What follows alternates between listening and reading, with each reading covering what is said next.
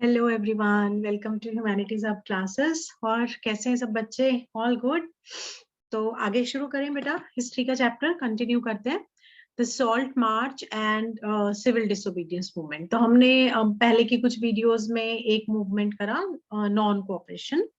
अब हम दूसरा मूवमेंट करेंगे क्योंकि आपकी इस चैप्टर में दो बेसिक आपने चीजें करनी है, एक सिविल डिसोबीडियंस मूवमेंट और नॉन कोऑपरेशन। तो आज हम शुरू करेंगे सिविल डिसोबीडियंस मूवमेंट, जो शुरू हुआ सॉल्ट मार्च के साथ, जिसको हम कॉमनली डांडी मार्च के नाम से भी जानते हैं। आप सबको पता है, नमक सत्याग्रह भी बोलते हैं।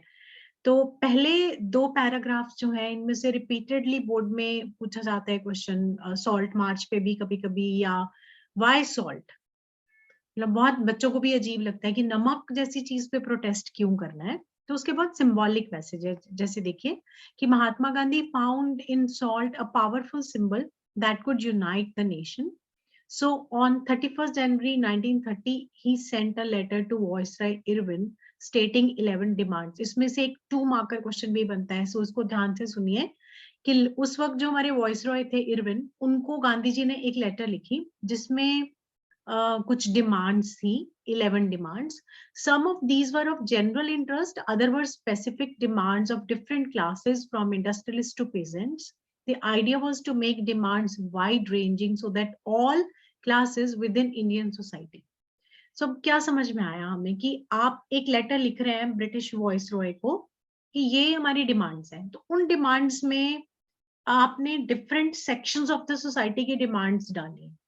उसका रीजन क्या है? So that every section of the society feels कि हमारे लिए भी ब्रिटिश से कुछ मांगा गया है। तो जब आप कोई मूवमेंट चलाएंगे तो फिर वो सभी सेक्शंस पार्टिसिपेट करेंगे।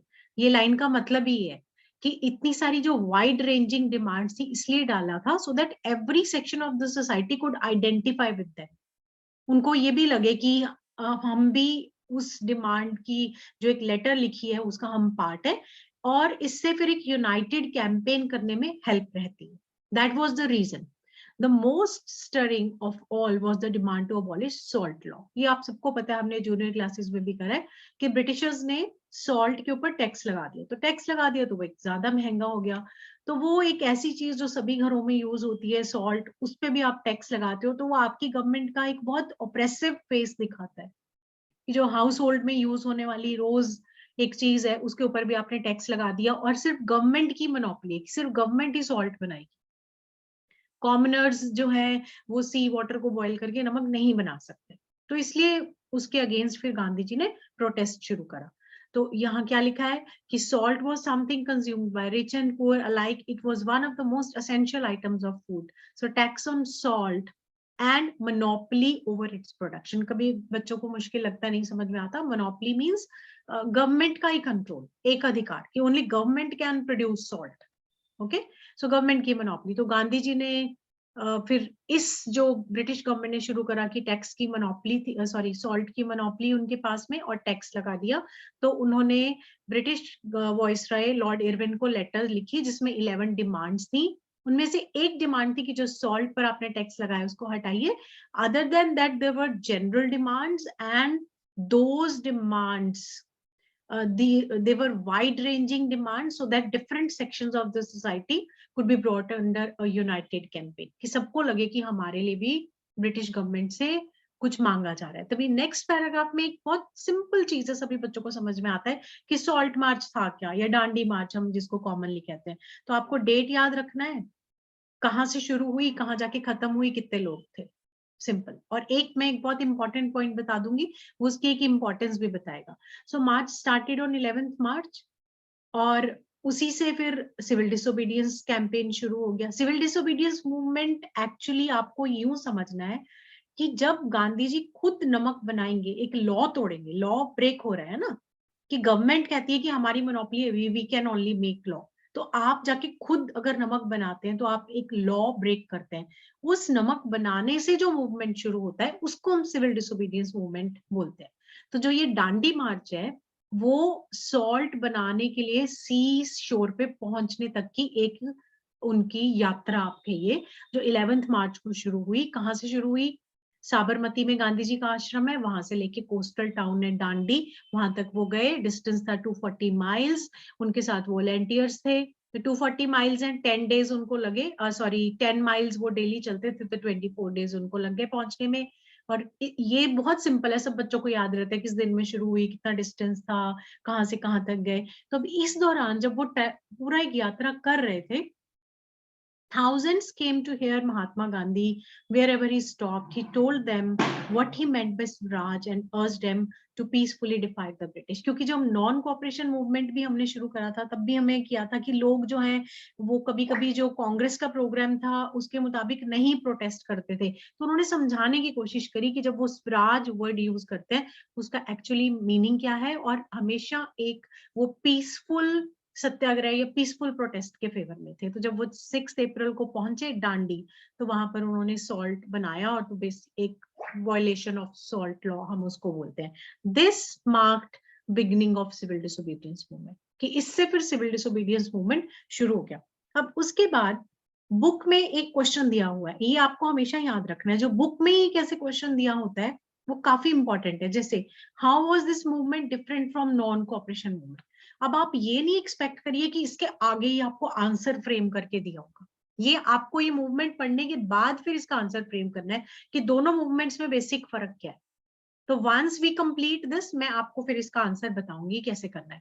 अभी फिलहाल जैसे इसमें कुछ कंटेंट आपको मिल जाएगा कि people were now asked not only to refuse cooperation with the British as they had done in 1921 but also to break law। तो एक डिफरेंस तो हमको इस पैराग्राफ में मिल गया कि नॉन कॉपरेशन मूवमेंट में हमें सिर्फ बोला गया था कि आप सिंपली बाइकआउट करिए ब्रिटिश गुड्स का। अभी आपको क्या कहा गया है कि आप लॉज भी ब्रेक करेंगे, जैसे गांधी जी ने खुद नमक बनाया तो एक सॉल्ट लॉ ब्रेक करा। और क्या प्रोग्राम था सिविल डिसोबीडियंस मूवमेंट में? thousands in different parts of the country broke salt law, manufactured salt, demonstrated in front of government salt factories। तो जैसे जैसे मूवमेंट स्प्रेड हुआ तो फिर जो नॉन कॉपरेशन में भी था कि बाइकआउट करना है ब्रिटिश की चीजों का, liquor shops picketed, peasants refused to pay revenue and chowkidari tax, village officials resigned in many places, forest people violated forest laws। तो जब आपने ब्रिटिश ने फॉरेस्ट कैटेगराइज किए हुए थे कि ये रिजर्व फॉरेस्ट है, यहाँ आप नहीं एंटर कर सकते, तो बहुत सारे लोग वहां पर भी गए। तो बेसिकली ये सारा एक प्रोग्राम है नॉन कॉपरेशन मूवमेंट का जो उस दौरान लोगों ने की। अब इसके साथ में सिर्फ एक पैराग्राफ आपको और कराऊंगी कि ब्रिटिश गवर्नमेंट जो है, जब एक मूवमेंट शुरू हो गया सिविल डिसोबीडियंस मूवमेंट, तो गवर्नमेंट तो चुप से नहीं बैठेगी। तो ब्रिटिश गवर्नमेंट जो है उसका रिस्पॉन्स कैसे था, उन्होंने कैसे रिएक्ट किया जब इंडियंस ने प्रोटेस्ट करना शुरू करा। सो दे वर worried by the developments, colonial government began arresting the Congress leaders one by one। उन्होंने कांग्रेस के लीडर्स को पकड़ के जेल में डाला। एक जनरल होता है सबको कि अगर लीडर नहीं होगा, कोई लीड करने वाले नहीं होगा, तो आम लोग जो हैं शायद वो बहुत लंबे टाइम तक प्रोटेस्ट ना कर सके। When they started arresting leaders, this led to violent clashes in many places।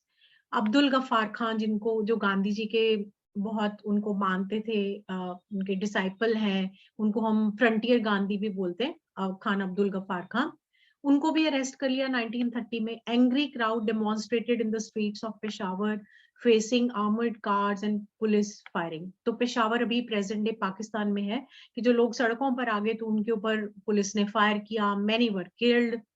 A month later, when Mahatma Gandhi himself was arrested, industrial workers in Sholapur attacked police force। कि गांधी जी को भी जब arrest करा तो जो शोलापुर के कुछ इंडस्ट्रियल वर्कर्स हैं उन्होंने police post, municipal buildings, law courts, railway stations, इन सब के ऊपर अटैक किया। ये मैंने आपको पहले भी एक बार समझाया है कि आप नोटिस करिए एक चीज को कि जब लोग गुस्से में हैं तो वो इन सब जगहों पर अटैक करते हैं, police post, municipal building, law court, जितने भी ब्रिटिश के बनाए हुए इंस्टीट्यूशंस या स्ट्रक्चर्स हैं, क्योंकि वो ब्रिटिश रूल को सिंबलाइज करते हैं तो वो अपना गुस्सा फिर उन पे ही निकालते हैं।